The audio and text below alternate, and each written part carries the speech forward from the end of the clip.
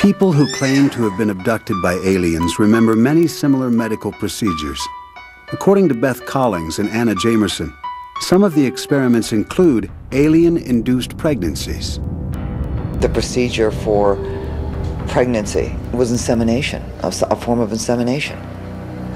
There was no sexual contact, certainly, but the action was very much like insemination.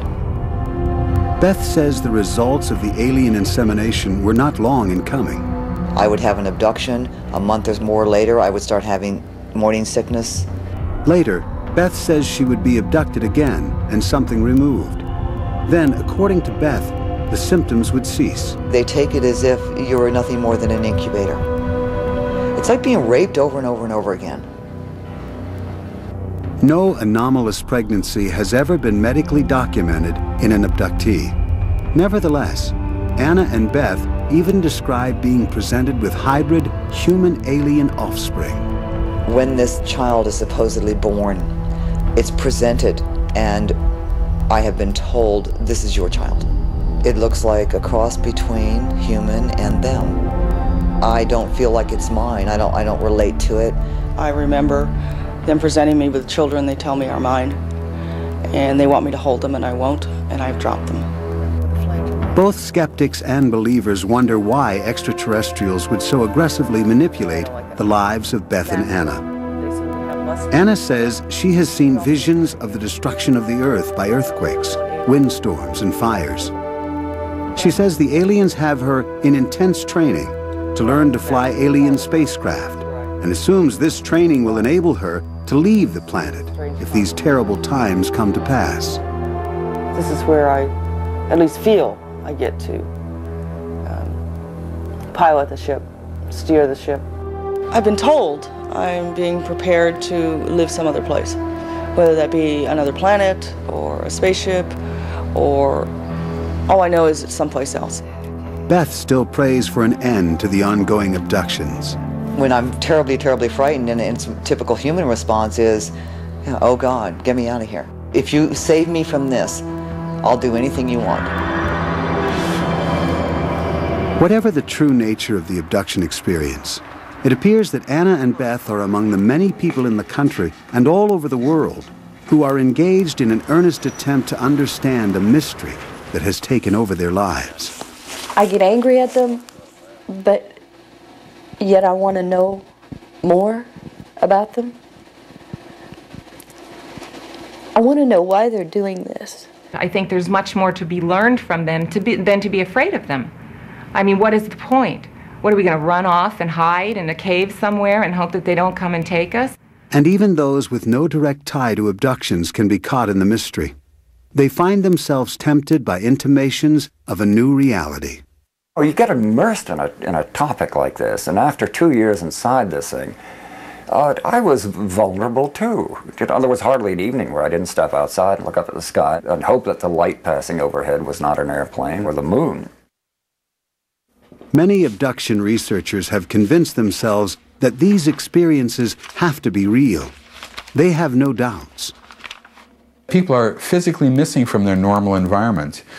Police have been called, search parties have been sent out, distraught mothers have been in hysterics, where's my children? All of this is part of the abduction phenomenon. And not only that, people come back with unusual marks on their bodies and scars on their bodies that weren't there literally the day before or an hour before. Scientists who have closely studied the abduction phenomenon are not convinced. They question much of the evidence. Some experiencers report strange scars, but many people report strange scars, that is, scars that they do not remember the origin of. Others might report implants, but when such implants have been extracted, they so far have not indicated anything unusual. So, in the face of this consistent lack of evidence, the people who are claiming, oh, aliens are real and we have plenty of physical evidence, just are not facing the facts, and I think are being very irresponsible. Despite arguments about the nature of the evidence, the abduction phenomenon defies explanation by both believers and skeptics. For instance, psychological and medical tests have shown that people who say they are abductees are not more fantasy-prone or suggestible than the general public. They do not suffer more from sleep disorders or multiple personality disorders.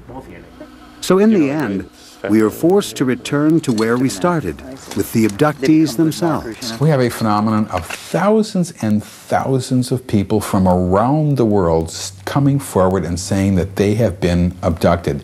All of them fully aware that saying something like this is completely crazy. I don't think there is any human being who's been through abduction experiences who's not been severely traumatized.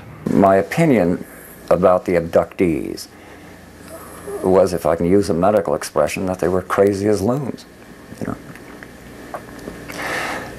know? Now, I feel a lot more compassionate towards them and respectful of what they're going through. I don't think they're crazy as loons. At the same time, I can't honestly say I believe they are being abducted by aliens. Nor does physicist Leon Lederman. For him, the claims of alien abductions are a testament to the urgent need for scientific literacy in our culture. It makes me redouble my efforts to improve science education in kindergarten, first grade, second grade, all the way through secondary school. I think that's crucial, and hopefully trying to raise the level of scientific understanding of the general public. I know what I've seen, and there's nobody in this world that's going to tell me that I didn't see it. Take a trip with me on the asphalt ribbons of America. From the legendary Route 66 to the frozen stomping grounds of the ice road truckers. We're hitting the highways and byways that stitch this country together. Just remember, I get to pick the radio.